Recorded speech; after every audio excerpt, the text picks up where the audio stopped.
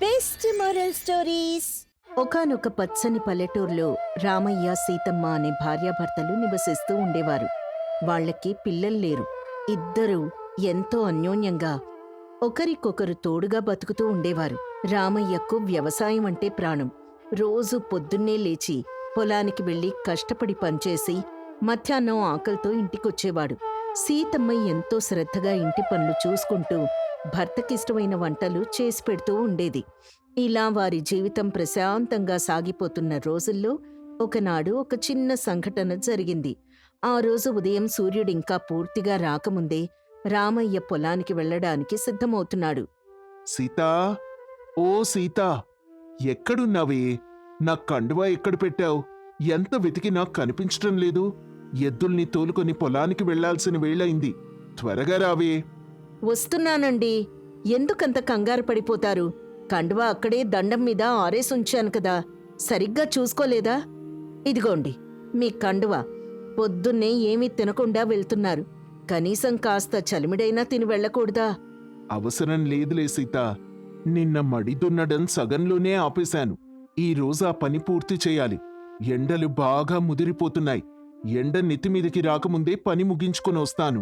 మధ్యాహ్నానికి వేడిగా ఏదైనా మంచి కూర వండిపెట్టు. అలాగేనండి. మీరడిగారని నిన్ననే సంతలో లేత వంకాయలు తెచ్చాను కదా, మీకెంతో ఇష్టమైన వంకాయ కూర, ముద్దపప్పు వండుతాను. ఎండలో జాగ్రత్తగా ఉండండి. మధ్యాహ్నం త్వరగా ఇంటికొచ్చేయండి సరేలేవే, నువ్వు వంట పని చూసుకో, నేను వెళ్తున్నాను అని చెప్పి రామయ్య ఎద్దుల్ని తోలుకొని పొలానికి వెళ్ళిపోయాడు. సీతమ్మ ఇంటి పనులన్నీ ముగించుకొని నీళ్లు తెచ్చుకొని వంట చేయడం మొదలుపెట్టింది. మధ్యాహ్నం ఎండ మండుతుండగా రామయ్య అలసిపోయి ఇంటికొచ్చాడు. సీతా, అబ్బా, ఈరోజు ఎండ మామూలుగా లేదే. నా ప్రాణం పోయినంత పనైంది. త్వరగా ఒక చెంబు నీళ్లు తీసుకురా. కాళ్ళు చేతులు కడుక్కొనొస్తాను. ఆకలితో పేగులు మాడిపోతున్నాయి. ఇదిగోండి నీళ్లు. ఇప్పుడే వడ్డించేస్తాను. మీరు కాళ్ళు చేతులు కడుక్కొని లోపలికి రండి. అన్నీ సిద్ధంగా ఉన్నాయి. రామయ్య చేతులు కడుక్కొని భోజనానికి కూర్చున్నాడు. సీతమ్మ వేడివేడి అన్నం వంకాయ కూర వడ్డించింది. రామయ్య ఎంతో ఆశగా ఒక ముద్ద కలుపుకొని నోట్లో పెట్టుకున్నాడు. వెంటనే అతని ముఖం మారిపోయింది. అబ్బా సీతా, ఏంటి ఈ కూర? నోట్లో పెట్టుకోగానే నాలుక మండిపోతోంది. ఇంత కారం వేశావేంటి? నా ప్రాణం తీయాలని ఏమైనా అనుకుంటున్నావా ఏంటి? కారం ఏముందండి, రోజు వేసినట్టే వేశాను కదా. నేను నా చేతులతోనే కారం దంచి సీసాలో పోశాను. ఎప్పుడూ వేసే కొలత ప్రకారమే వేశాను. మీకే ఈరోజు ఎండల్లో తిరిగి రావడంతో నాలుకకేమైందో ఏంటో. నా నాలుకేమీ కాలేదు సీత. నువ్వు వంట మీద ధ్యాస లేకుండా కళ్ళు మూసుకొని వంట చేస్తున్నావా ఏంటి? ఇంత కారం తింటే నా కడుపేమవ్వాలి? మనిషిని చంపేలా ఉన్నావు. ఈ కూర వద్దు, ఏమీ వద్దు. ఇలాంటి కూర పందులు కూడా తినవు. నేనేమీ కళ్ళు మూసుకోలేదండి. ఉదయం లేచినప్పటినుంచి రాత్రి పడుకునేదాకా ఇంటి పనులతో పొయ్యి సెగతో నేను చస్తూ ఉంటే మీరు తీరిగ్గా వచ్చి కూర్చొని వంకలు పెట్టడం మొదలుపెట్టారు. నేనేం కావాలని కారం ఎక్కువ వేయలేదు. నేను పొలంలో కష్టపడకుండా ఊరికే కూర్చుంటున్నానా ఏంటి? రక్తాన్ని చెమటగా మార్చి నేను కష్టపడితేనే కదా మనకింత కూడు దొరుకుతోంది. ఆ వచ్చిన దాంతో ఒక మంచి కూర వండలేవా? ఎప్పుడూ ఏదో ఒక తప్పు చేస్తూనే ఉంటావు. అసలు నీకు వంట చేయడమే రాదు. నాకు వంట రాకపోతే ఇన్నేళ్లుగా ఎలా తింటున్నారండి? నేను చేసిన వంటే కదా మీరు రోజు తింటోంది. ఈరోజేదో పొరపాటున ఒక రవ్వ కారం ఎక్కువైతే నన్నింత మాట అంటారా? నేను పడే కష్టం మీకు కనిపించదా? చాలే కాపు. నా ఆకలంతా చచ్చిపోయింది. ఈ కారం కూర నేను తినలేను. నాకు మజ్జిగన్నం పెట్టు. అది తిని పడుకుంటాను అనగానే సీతమ్మ ఏడుస్తూ మజ్జిగన్నం పెట్టింది. ఆ రోజు ఇద్దరూ ఒకరితో ఒకరు మాట్లాడుకోకుండానే నిద్రపోయారు. అలా ఉండగా మరుసటి రోజు ఉదయం కూడా ఇద్దరి మధ్య మాటల్లేవు. రామయ్య మౌనంగానే పొలానికి వెళ్ళిపోయాడు. సీతమ్మ మనసులో బాధపడుతూనే ఈ రోజైనా భర్తకు నచ్చేలా మంచి కూర వండాలని నిర్ణయించుకుంది. ఎంతో శ్రద్ధగా జాగ్రత్తగా బీరకాయ కూర వండింది. ఈసారి కారం తక్కువగా వేసింది. మధ్యాహ్నం రామయ్య ఇంటికి రాగానే వడ్డించింది. రామయ్య అన్నంలో బీరకాయ కూర కలుపుకొని నోట్లో పెట్టుకున్నాడు. మళ్లీ అతని ముఖంలో అసహనం కనిపించింది. సీత, ఏంటే ఇది? నిన్న కారం ఎక్కువైందని చెప్తే ఈ రోజు ఉప్పు బస్తా మొత్తం కూరలో గుమ్మరించినట్టున్నావు. నోట్లో పెట్టుకోలేకపోతున్నాను. అదేంటండి అలా అంటారు? ఉప్పు సరిపడానే వేశాను. నేను చేత్తోనే కొలత చూసుకొనేశాను. కావాలంటే నేను కూడా తిని చూస్తాను. నీకు బాగానే ఉంటుంది సీత. నీకు రుచి తెలియడం మానేసింది. నాకు మాత్రం ఈ ఉప్పు కషాయం గొంతు దిగడం లేదు. రోజు ఏదో ఒక తప్పు చేస్తూనే ఉన్నావు. నిన్న కారం అన్నారు, ఇవాళ ఉప్పు అంటున్నారు. నేనెంత జాగ్రత్తగా వండినా మీకెప్పుడూ నా వంటలో వంకలే కనిపిస్తున్నాయి. నేనేమి మీకు శత్రువుని కాదు కదా, కావాలని చెడగొట్టడానికి.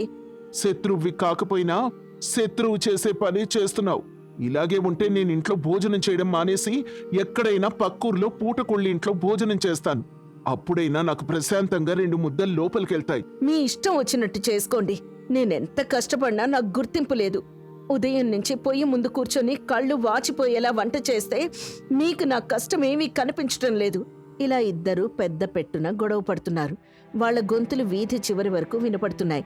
సరిగ్గా అదే సమయంలో వాళ్ల పొరిగింట్లో ఉండే రాధమ్మ ఆ దారిన వెళ్తూ ఈ కేకలు విని లోపలికొచ్చింది. రాధమ్మ పెద్దరికం ఉన్న మనిషి. అందరితో మంచిగా ఉండే స్వభావం ఆమెది. ఏమిటమ్మా సీతమ్మా, ఏంటి రామయ్య గారు, మళ్ళీ మొదలు పెట్టారా మీరిద్దరూ? వీధి చివరి వరకు వినపడుతున్నాయి మీ కేకలు. అసలేమైంది? ఊరి జనాలందరూ మీ గురించే మాట్లాడుకుంటున్నారు. చూడక్క, నేనెంత కష్టపడి వండినా ఆయనకు నచ్చడం లేదు. నిన్న కారం అన్నాడు, ఇవాళ ఉప్పు అంటున్నాడు. నేనేదో కావాలని చేసినట్టు నానా మాటలు అంటున్నాడు. రామయ్య గారు, ఎందుకండి ఆడదానిమీద అలా అరుస్తారు? ఆవిడ పాపం రోజంతా ఇంటి పనులు చేసి మీకోసం కష్టపడి వండుతోంది కదా. వంట చేసేటప్పుడు కాస్త అటు ఇటు అవ్వడం సహజమే. ఉప్పు కొంచెం ఎక్కువైతే తీసి పక్కన పెట్టి మజ్జిగతో తినొచ్చు కదా. దానికోసం భార్యని అంత మాటలనాలా? ఏమిటమ్మా రాధమ్మా, నువ్వు కూడా ఆవిడకే వంత పాడుతున్నావు? రోజు కష్టపడి ఇంటికొస్తే కడుపు నిండా అన్నం పెట్టకపోతే ఎలా? ఒకరోజు కారం, ఒకరోజు ఉప్పు, ఇలా అయితే నేనెలా బతకాలి? అర్థం చేసుకున్నాను రామయ్య గారు. మీ ఆకలి బాధ నాకు తెలుసు. కానీ అలా అని చెప్పి రోజుకొక గొడవ పడితే కాపురం ఎలా సాగుతుంది? మీరిద్దరూ పెద్దవాళ్ళు, మీకు మీరే తోడు. ఇలా చిన్న చిన్న విషయాలకు పట్టింపులకపోతే ఎలా? సర్దుకుపోవాలి. కూర బాగా లేకపోతే ప్రేమగా చెప్పండి, రేపు బాగా చేస్తుంది. అంతేకాని ఇలా వీధిలో వాళ్ళందరికీ వినబడేలా కేకలు వేయకండి. అది విన్నాక రాధమ్మ మాటలకు రామయ్య కొంచెం శాంతించాడు. సీతమ్మ కూడా కన్నీళ్లు తుడుచుకుంది. సరే, మీరిద్దరూ ఇక గొడవ పడకండి, నేను వెళ్తాను. సీతమ్మ, నువ్వు కూడా ఆయన మీద కోపడకు. ఆయన ఎండలో కష్టపడి వస్తాడు కదా, ఆ కోపంలో 4 మాటలంటాడు. నువ్వు మనసులో పెట్టుకోకు అని చెప్పి రాధమ్మ వెళ్ళిపోయింది. ఆ రోజు కూడా గొడవ సద్దుమణిగింది. కాని ఇద్దరి మధ్య దూరం అలాగే ఉండిపోయింది. అలా ఉండగా మరుసటి రోజు మధ్యాహ్నం సమయం సీతమ్మ వంటగదిలో పనిచేసుకుంటోంది. రాధమ్మ చేతిలో ఒక చిన్న గిన్నె పట్టుకుని సీతమ్మ వాకిట్లోకొచ్చింది. సీతమ్మా, ఓ సీతమ్మా, ఇంట్లోనే ఉన్నావా? రా అక్క, లోపలికి రా, కూర్చో. ఏంటి మధ్యాహ్నం పూటొచ్చావు? చేతిలో ఆ గిన్నెంటి? ఏం లేదు సీతమ్మా, ఈరోజు మా ఇంట్లో తోటకూర పప్పు వడియాలు చేశాను. తోటకూర చాలా లేతగా ఉంటే పప్పు కమ్మగా కుదిరింది. వండేటప్పుడు కాస్త ఎక్కువగా అయింది. నాకెందుకో వెంటనే గుర్తొచ్చింది, నిన్న మీరు భోజనం దగ్గరే కదా గొడవ పడ్డారు. సరేలే, మీకు కూడా కొంత ఇద్దామని గిన్నెలో వేసుకొని తెచ్చాను. ఈ పప్పు మీ గిన్నెలో పోసుకో. అయ్యో, ఎందుకక్కా శ్రమపడ్డావు? నా వంట నేను చేసుకున్నాను కదా, నువ్వు తెచ్చావంటే నేను కాదనిలేనులే. సరే, తీసుకుంటాను. నీకు నా మీద ఎంత ప్రేమక్కా? ప్రేమదేముందే, ఇరుగు పొరుగు అన్నాక ఒకరికొకరు సాయం చేసుకోకపోతే ఎలా? మనం ఉన్నది పల్లెటూళ్ళలో, కలిసికట్టుగా ఉండాలి. సరే, నేను వెళ్తాను, మా ఆయన వచ్చే వేళయింది అని చెప్పి రాధమ్మ వెళ్ళిపోతుంది. కాసేపటికి రామయ్య ఇంటికొచ్చాడు. ముఖం కడుక్కొని భోజనానికి కూర్చున్నాడు. సీతమ్మ ఒక ఆకు వేసి అందులో అన్నం వడ్డించి రాధమ్మ తెచ్చిన తోటకూర పప్పు వేసి వడియాలు పక్కన పెట్టింది. రామయ్య అన్నంలో పప్పు కలుపుకొని ఒక ముద్ద తిన్నాడు. అంతే, అతని కళ్ళు ఆనందంతో మెరిశాయి. అబ్బా సీత, ఏమి రుచి, ఏమి రుచి! అమృతంలాగుందే. ఇలాంటి పప్పు నేను నా జీవితంలో తినలేదు. ఎంత కమ్మగా ఉందో! ఉప్పు, కారం అన్నీ సరిగ్గా సరిపోయాయి. వడియాలు కూడా కరకరలాడుతూ భలే ఉన్నాయి. నువ్వు నా కోసం ఇంత అద్భుతంగా వండావా? నిన్న మొన్న నేను నిన్ను కోపగించుకున్నానని నా మీద కోపం కూడా లేకుండా నా కోసం ఇంత మంచి వంట చేశావు. నీ చేతులకు బంగారు గాజులు వేయాలి సీత. అప్పుడు సీతమ్మకు రామయ్య మాటలు విని ఆశ్చర్యమేసింది. అది తను చేసిన వంట కాదని రాధమ్మ తెచ్చిందని చెప్పబోయింది. కాని రామయ్య ఆనందంగా తింటూ ఉండడం చూసి మౌనంగా ఉండిపోయింది. నిజంగా చెప్తున్నాను సీత, ఈ రోజు భోజనంతో నా కడుపు నింపేశావు నువ్వు. రోజూ ఇలాగే వండొచ్చు కదా. ఇలా వండితే నేను నీ మీద ఎందుకు అరుస్తాను చెప్పు? నాకేమైనా పిచ్చా? ఈ రోజు నువ్వు చేసిన ఈ వంట నేనెప్పటికీ మర్చిపోలేను. అంటూ రామయ్య కడుపు నిండా భోజనం చేసి సంతోషంగా వెళ్ళి నిద్రపోయాడు. సీతమ్మ మనసులో మాత్రం ఒక ఆలోచన మొదలైంది. ఆయనకు నా వంట నచ్చటం లేదు, కాని పొరుగింటి రాధమ్మ వంట మాత్రం అమృతంలా అనిపించింది. అసలు రాధమ్మ ఆ పప్పు ఎలా వండిందో తెలుసుకోవాలి అనుకుంది. అలా ఉండగా మరుసటి రోజు ఉదయం రామయ్య పొలానికి వెళ్ళిపోయాడు. సీతమ్మ తన ఇంటి పనులన్నీ త్వరగా ముగించుకుని రాధమ్మ దగ్గరికెళ్ళి వంట రహస్యం అడగాలని నిర్ణయించుకుంది. నెమ్మదిగా నడుచుకుంటూ రాధమ్మ ఇంటి వైపు వెళ్ళింది. రాధమ్మ వాకిట్లోకి అడుగుపెట్టబోతున్న సీతమ్మకు లోపల్నుంచి పెద్ద పెద్ద కేకలు వినబడ్డాయి. రాధమ్మ, ఆమె భర్త సోమయ్య పెద్దగా గొడవ పడుతున్నారు. సీతమ్మ ఆగిపోయి వాకిట్లోనే నిలబడి వినసాగింది. రాధా, ఏమిటే ఈ వంట? ఇది మనుషులు తినేదేనా? పంది కూడా తినద్దీన్ని. మార్కెట్ నుంచి అంతంత ఖర్చు పెట్టి మంచి కూరగాయలు తెస్తే నువ్వు వాటిని ఇలా చెడగొడుతున్నావు. కూరలో అసలు రుచి పచి లేదు. మీకెప్పుడూ వంకలేనండి. నేను ఉదయం నుంచి రాత్రి దాకా గొడ్డులాగా కష్టపడి పనిచేసి మీకోసం చెమట ఓడ్చి వంట చేస్తే మీకు నా వంటలో ఎప్పుడూ తప్పులే కనిపిస్తాయి. నేనెంత బాగా చేసినా మీకు నచ్చదు. మీ నాలుక చచ్చిపోయింది. నా వంటలో ఏ లోపం లేదు. నా నాలుకకేం కాలేదే. నీకే వంట చేయడం చేత కావడం లేదు. ఆ పక్కింటి సీతమ్మని చూసి నేర్చుకో. ఆవిడెంత బాగా వండుతుందో. మొన్న ఊరి పండుగలో ఆవిడ చేసిన పులిహోర తింటే అబ్బా, జన్మ ధన్యం అనిపించింది. నువ్వున్నావే, ఎప్పుడూ ఒకే రకమైన కూరలు, చప్పటి రుచులు. ఓహో, పక్కింటి సీతమ్మ వంట అంత బాగా నచ్చిందా మీకు? అయితే వెళ్ళి ఆవిడ ఇంట్లోనే భోజనం చేయండి. నన్నెందుకు అడగడం? నా వంట మీకు నచ్చనప్పుడు నేనెందుకు మీకు వండి పెట్టాలి? ఈ రోజు నుంచి మీరే వండుకోండి. అంత మాట అంటావా? నా సంపాదనతో నువ్వు బతుకుతూ మళ్ళీ నాకే ఎదురు చెప్తావా? నీకెంత పొగరు! ఇలా వాళ్ళిద్దరూ ఒకరినొకరు దూషించుకుంటూ తీవ్రంగా గొడవ పడుతూ ఉంటారు. సీతమ్మకు విషయం అర్థమైంది. వెంటనే ఆమె లోపలికెళ్ళింది. ఏమిటక్కా? ఏంటి సోమయ్య గారు, ఎందుకిలా ఉదయాన్నే గొడవ పడుతున్నారు? దయచేసి అరవడం ఆపండి. రా సీతమ్మ, నువ్వే చెప్పు. నేనింత కష్టపడి వండితే ఈయనకి నచ్చటం లేదట. పంది కూడా తినదంట. ఈయనకి రోజు కొత్త కొత్త రుచులు కావాలట. నేనెక్కడి నుంచి తేవాలి? అబద్ధం చెప్పడం లేదు సీతమ్మ. ఈవిడ వంట రోజు రోజుకి తీసికట్టుగా తయారవుతోంది. అసలు భోజనం చేయాలనే కోరిక చచ్చిపోతోంది. అది విని సీతమ్మ చిరునవ్వు నవ్వింది. ఆమెకంతా స్పష్టంగా అర్థమైంది. సోమయ్య గారు, మీరు కాస్త శాంతించండి, కోప్పడకండి. మీ గొడవకు కారణం వంటే కదా. మీరొక్క నిమిషం ఇక్కడే ఉండండి, నేనిప్పుడే వస్తాను అని చెప్పి సీతమ్మ వెంటనే తనింటికి పరిగెత్తింది. అప్పటికే తను తన భర్త కోసం వండిన మునక్కాయ టమాటో కూరను ఒక గిన్నెలో వేసుకుని తిరిగి రాధమ్మ ఇంటికొచ్చింది. సోమయ్య గారు, ఇది నేనీరోజు ఉదయం వండిన మునక్కాయ కూర. ఒకసారి ఇది రుచి చూసి ఎలా ఉందో చెప్పండి. అప్పుడు సోమయ్య ఆశ్చర్యంగా గిన్నె తీసుకున్నాడు. కొంచెం కూర తీసుకుని నోట్లో పెట్టుకున్నాడు. రుచి చూడగానే అతని ముఖంలో కోపం మాయమై ఆనందం వెల్లివిరిసింది. అద్భుతం సీతమ్మ. ఈ కూర ఎంత బావుందో మాటల్లో చెప్పలేను. మునక్కాయ ఎంత లేతగా ఉందో, టమాటా పులుపు, కారం అన్నీ ఎంత సమపాళ్లలో కుదిరాయో. నిజంగా చాలా రుచిగా ఉంది. మా ఆవిడెప్పుడూ ఇంత రుచిగా వండదు. నీ చేతి వంట చాలా అద్భుతంగా ఉంది సీతమ్మ. అది వినగానే రాధమ్మకి మాటలు విని కోపం రాలేదు గాని సిగ్గనిపించింది. అప్పుడు సీతమ్మ నవ్వుతూ అసలు విషయం చెప్పడం మొదలుపెట్టింది. చూశారా సోమయ్య గారు, నిన్న సరిగ్గా మా ఇంట్లో కూడా ఇదే జరిగింది. 2 రోజుల క్రితం నేను వండిన కూరలో కారం, ఉప్పు ఎక్కువయ్యాయని మా ఆయన నాతో పెద్ద గొడవ పడ్డారు. మీరు కూడా వచ్చి మాకు సర్ది చెప్పారు కదక్కా. నిన్న మధ్యాహ్నం మీరు తెచ్చిన తోటకూర పప్పు మా ఆయనకి వడ్డించాను. అదాయన తిని అమృతంలా ఉంది, నా జీవితంలో ఇంత మంచి కూర ఎప్పుడూ రుచి చూడలేదు అని నన్ను పొగడ్తలతో ముంచెత్తారు. అది నా వంట కాదు, మీ వంట అని ఆయనకి తెలియదు. నిజమా సీతమ్మ? నా వంట రామయ్య గారికి అంత నచ్చిందా? అవునక్క. ఇప్పుడు చూస్తే నా వంట సోమయ్య గారికి ఎంతో నచ్చింది. దీన్ని బట్టి మనకేం అర్థమవుతుందంటే, మనం చేసే వంటలో లోపం లేదు.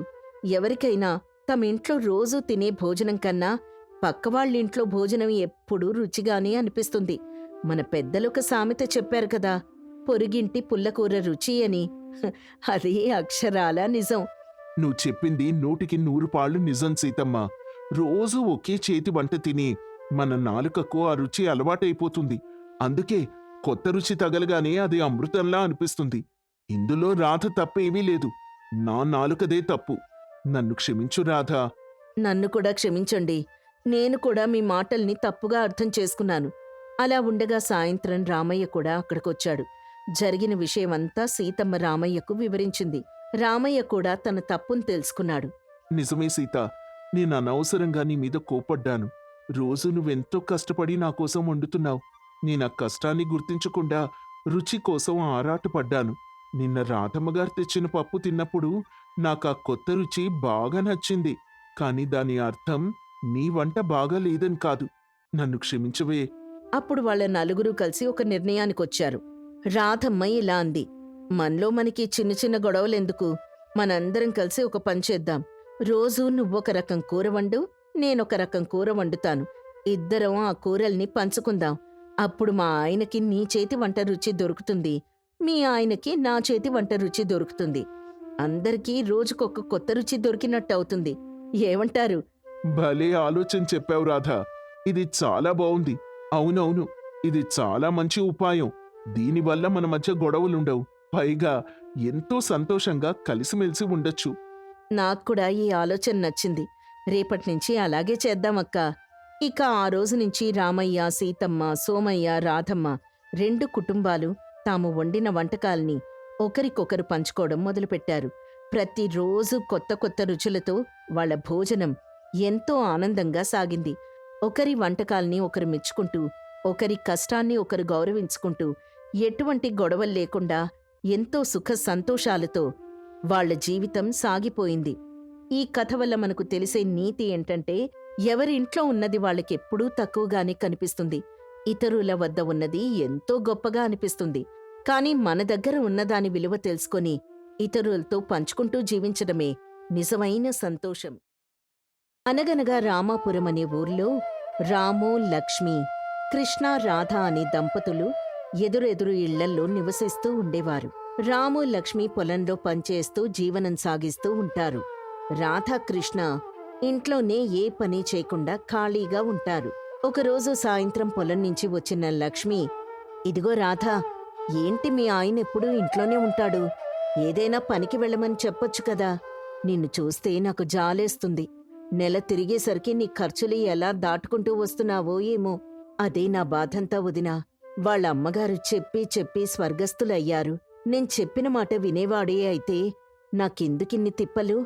ఇంట్లో అన్ని పనులు చేసుకుని కూలీకి వెళ్ళి 4 రాళ్లు సంపాదిస్తున్నాను. అలా దాంతో నెట్టుకుంటూ వస్తున్నాను వదినా. లేదు లేదు రాధా, మీ ఆయనకి నువ్వు గట్టిగా చెప్పు. లేదంటే పిల్లలకి, వాళ్ల చదువులకి రోజురోజుకి ఖర్చులు పెరుగుతూ వస్తూ ఉంటాయి. నువ్విప్పుడైనా తొందరపడకపోతే ఇంకా సోమరితనంతో ఏ పని చెయ్యడు. అదే వదినా, నేను తనని ఏదో పని చేసుకునేలా ఒప్పించి చూస్తాను. ఇంతకీ మీ పొలం పనులు అవుతున్నాయా? ఎంతవరకు వచ్చింది? అంతా బాగానే జరుగుతోందా? పొలం పని అంటే ఏముంది? ప్రస్తుతానికి పదును ఉండడం వల్ల విత్తనాలు వేశాం. వర్షం కోసం ఎదురు చూస్తున్నాం. వర్షం పడితే రైతులందరూ ఎంత సంతోషంగా ఉంటారు. లేదంటే నీరు పెట్టాల్సొస్తుంది. సరే రాధా, పొలం నుండి వచ్చి ఇక్కడే ఉండిపోయాను. మీ అన్నయ్య కూడా వచ్చే వేళయింది. ఇంట్లో పనిచేసుకోవాలి. మళ్ళీ ఎప్పుడైనా కలుద్దాంలే. సరే వదినా, నువ్వు చెప్పిన విషయంపైన ఆలోచించి ఏదో ఒకటి చేయమని మా ఆయన్ని ప్రోత్సహిస్తాను. నాకు మా అమ్మలాగా మంచి విషయాలు చెప్తూ ఉంటావు. అందుకే నువ్వంటే నాకు చాలా ఇష్టం వదినా. సరి వెళ్ళు, అన్నయ్య వచ్చే సమయం అయింది. అలా రాధ లక్ష్మితో మాట్లాడిన వెంటనే తన ఇంటికి వెళ్తుంది. ఏవి రాధా, ఇంతసేపు ఎక్కడికి వెళ్ళావు? చాలా సమయం నుంచి నీకోసమే చూస్తున్నాను. అయినా ఇంట్లో ఉండకుండా బయట నీకేం పనే? నాకు సమయానికి భోజనం, నీరు ఎవరందిస్తారు? ఏంటండి మీరు? నేను లేకపోతే అడుగు కూడా కదిపేటట్టు లేరే. మీ కాళ్ల దగ్గరికి అన్నీ రావాలంటే ఎలాగండి? నా ఒక్కదాని సంపాదనతో ఇల్లు గడవడం కష్టం అవుతోంది. మీరు కూడా ఏదైనా పని చెయ్యొచ్చు కదా. ఏం పని చేయమంటావు? హా నాకా పొలం పనులు రావు. ఈ పల్లెటూర్లో అంతకన్నా ఇంకేం పనులుంటాయి చెప్పు? చూడు రాధా, నాకు మాత్రం ఏదో ఒకటి చెయ్యాలని ఉండదా చెప్పు? అవునండి, దీనికి పరిష్కారం మీరే వెతుక్కోవాలి. మీ మనసుకు నచ్చిన పని చేస్తే కష్టంగా ఉండదు, ఇష్టంగా చేస్తారు, కనుక మీకు సంతృప్తి ఉంటుంది. సరే రాధా, నువ్వు చెప్పావు కదా, ఆలోచిస్తాన్లే. ఆ వంటగదిలోకి వెళ్ళి కాస్త మంచినీళ్లు తీసుకురా. ఈలోగా నా బుర్రకి పదును పెట్టే కార్యక్రమంలో ఉంటాను. ఉమ్, సరిపోయింది. అటు తిప్పి ఇటు తిప్పి మళ్ళీ కథ మొదటికే వచ్చింది. దేవుడా, నాకింక నువ్వే దిక్కు తండ్రి, మా ఆయన్ని నువ్వే దారిలో పెట్టాలి అనుకుంటూ వంటగదిలో నుంచి మంచినీళ్లు తెస్తూ ఉంటే బయట నుండి ఒక వ్యాపారి, వేడివేడి పకోడీలు, బజ్జీలు అన్నీ మా వద్ద ఉన్నాయి. రండి బాబూ రండి, రుచికరమైన బజ్జీలు తినండి, వేడివేడిగా ఉన్నాయి. రండమ్మలు, అక్కలు, చెల్లెమ్మలు అందరూ వచ్చి కొనుక్కొని తినండి, చాలా బావుంటాయి. ఒక్కసారి రుచి చూశారంటే మీరు వదలమన్నా వదలరు, అంత బావుంటాయి మా బజ్జీలు, పకోడీలు. రండి రండి, త్వరపడండి. "ఉమ్, ఈ చల్లని వాతావరణంలో వేడివేడి బజ్జీలు తింటే చాలా బావుంటుంది. కానీ ఏం లాభం, డబ్బుని వృధాగా ఖర్చు పెట్టలేం కదా. ఈసారి కొద్దులే, ఈ వ్యాపారి మళ్ళీ రాకుండా ఉంటాడా ఏంటి? ఏమండి, ఇదిగోండి మంచినీళ్ళు. అది విన్న కృష్ణ, "ఉమ్, సర్లే కాని ఇలా కూర్చోవే. నాకు ఆలోచన తట్టింది. నాకు పొలం పనైతే రాదు కాని మనమెందుకు ఆ వ్యాపారి మాదిరిగా వేడివేడిగా చల్ల పునుగులు చేయకూడదు? నేను చాలా రుచికరంగా చేస్తాను కదా, ఆ విషయం నీకు కూడా తెలుసు. మనమెందుకు ఆ వ్యాపారం చేయకూడదు? ఎలాగో ఇప్పుడు వర్షాకాలం, ఈ వర్షానికి చల్లని గాలులకు ఎవరికైనా తినాలనిపిస్తుంది. ఏమంటావ్? ఓహో, చాలా మంచి ఉపాయం తట్టిందండి మీకు. మీరు పనిచేయడానికి ఆలోచన చేశారు కదా, నాకదే 10,000. మీరేం చేస్తానన్నా నేను మీకు సహాయం చేస్తానండి. సరే అయితే, ఒక మంచి రోజు చూసి వ్యాపారం వెంటనే మొదలు పెడదాం. ఇంకా మన వ్యాపారం బాగా జరిగితే నీకే లోటు రాకుండా నేను చూసుకుంటాను. ఇన్నాళ్ళు నిన్నెంతో ఇబ్బంది పెట్టాను రాధా. అలా రాధ, కృష్ణ ఇద్దరూ మంచి రోజు చూసుకొని చల్ల పునుగుల వ్యాపారం మొదలు పెడతారు. ఒకరోజు వర్షం బాగా కురవడం మొదలవుతుంది. ఏమండి, వర్షం కురవడం మొదలైంది. నాకు చాలా సంతోషంగా ఉంది. ఎన్నాళ్ల నుంచి ఎదురు చూస్తే ఈ రోజుకి పడింది. ఇక మనం పొలానికి నీరు పెట్టే పని ఉండదనుకుంటా అంది లక్ష్మి. అప్పుడు రాము, అవును లక్ష్మి, కాని పొలానికి మందులు వేసే పనుంది, అది చూసుకొని వస్తాను. నువ్వింట్లో జాగ్రత్తగా ఉండు. రాము పొలానికి వెళ్తాడు. ఇంతలో వర్షం జోరుగా కురవడం మొదలైంది. ఇదిగో రాధా, నేను పొయ్యి వెలిగించాను. నువ్వు చక్కగా ఉల్లిపాయ, పచ్చిమిర్చి, అల్లం, కరివేపాకు అన్నీ చిన్నగా తరిగి ఈ పాత్రలో వేయి. అందరికీ రుచికరమైన పునుగులు వేసేస్తున్నా. సరేనండి, నేను మన మొదటి రోజు వ్యాపారం చాలా బాగా జరగాలని ఆ దేవుణ్ణి ప్రార్థించాను. మొదటి పునుగు వేయండి, మనకంతా మంచే జరుగు. కృష్ణ పునుగులు వేయడం మొదలు పెడతాడు. ఆ చల్లని వాతావరణానికి ప్రతి వీధికి ఆ ఘుమఘుమలు చేరుకుంటాయి. పొలానికి వెళ్లిన రాము తిరిగొచ్చిన సమయంలో పునుగుల బండిని చూసి, రే కృష్ణ, కొత్తగా వ్యాపారం మొదలు పెట్టావా? చెప్పనే లేదే. పోన్లే, బ్రతకడానికి నీ దారి నువ్వు వెతుక్కున్నందుకు నాకు చాలా సంతోషంగా ఉంది. ఇంక నీ పునుగుల వాసనైతే మా పొలం వరకు వచ్చింది తెలుసా? రేయ్, ఈ రోజు నీ చేతి వంట మేం రుచి చూడాల్సిందే. అవును రాము, తప్పకుండా. ఇదిగో ఇప్పుడే వేడి వేడిగా వేశాను, తిని చెప్పండి, నేను చేసిన ఈ చల్ల పునుగులు ఎలా ఉన్నాయో.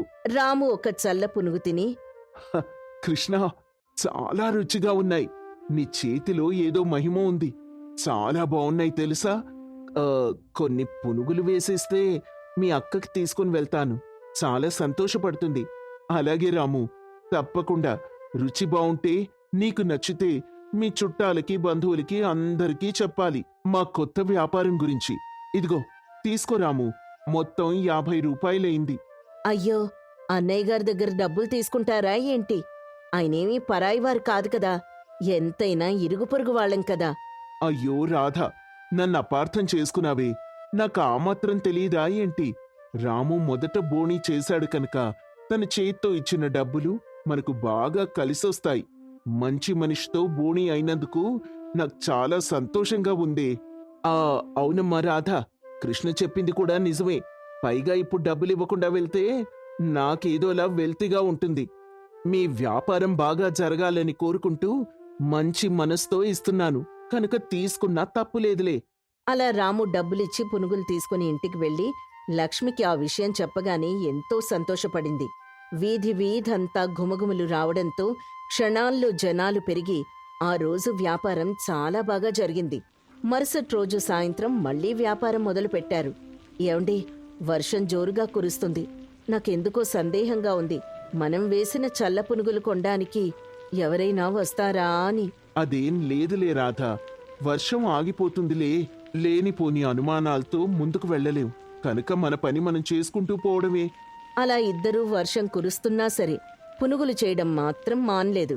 కాసేపటికి పునుగులు వేయడం పూర్తయింది. ఒక్కరు కూడా రాలేదు బండి దగ్గరికి. ఏమండి, నేను చెప్తే మీరు వినలేదు. చూడండి ఇప్పుడు ఏం జరిగిందో. ఒక్కటంటే ఒక్కటి కూడా అమ్ముడు పోలేదు. వీటిని తయారు చేయడానికి చాలా శ్రమ పడ్డాం. ఈ సామాగ్రి అంతా కొనడానికి చాలా డబ్బు కూడా ఖర్చు చేశాం.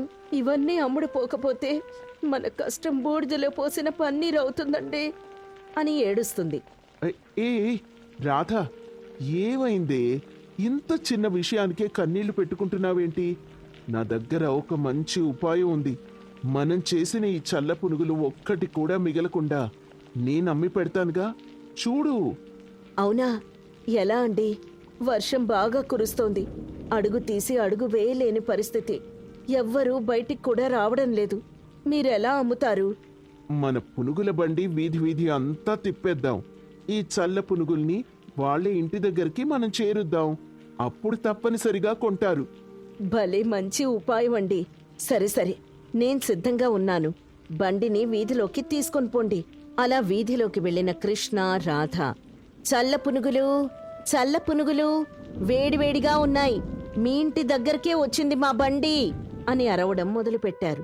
ఆ అరుపులు విన్న కామమ్మ మనవరాలు వర్షిణి, అమ్మమ్మ, నాకు చల్ల పునుగులు తినాలనుంది, కొనివ్వవా? నువ్వేం చెప్పినా చేస్తాను. అమ్మమ్మ, మా మంచి అమ్మమ్మవి కదా, కొనివ్వవా ప్లీజ్ అని మారం చేస్తుంది. వర్షిణి కోసం కామమ్మ వీధిలో నుంచి వెళ్తున్న బండి నాపి, ఇదిగో బాబు, పునుగులివ్వు. మా మనవరాలికి వేడివేడిగా ఉండాలి. ఎంత ఖరీదు మీ ఈ చల్ల పునుగులు? ఇదిగోనమ్మా, తీసుకోండి. 50 రూపాయలైంది. డబ్బు త్వరగా ఇస్తే మేం వెళ్తాము.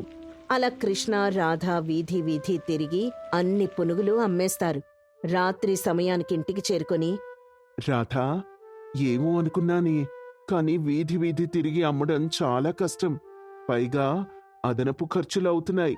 అందుకే చెప్పానండి, జనాలు వచ్చేదాన్ని బట్టి వేసుకోవాలని. ఎక్కువగా వేయడం అధిక శ్రమ.